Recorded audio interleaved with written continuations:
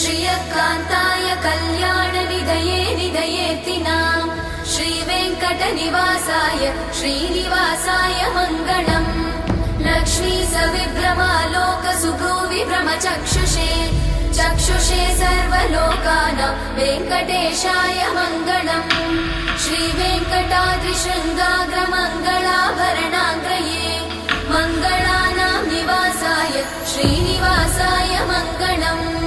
सर्वावयव सौन्दर्य सम्पदा सर्वचेतसां सदा सम्मोहनायास्तु वेङ्कटेशाय मङ्गलम्। नित्याय निरवध्याय सत्यानन्द चिदात्मने सर्वान्तरात्मने श्रीमद् वेङ्कटेशाय मङ्गलम्। स्वतः सर्वविदे सर्वशक्तये सर्वशेषिणे सुलभाय सुशीलाय वेङ्कटेशाय मङ्गलम्।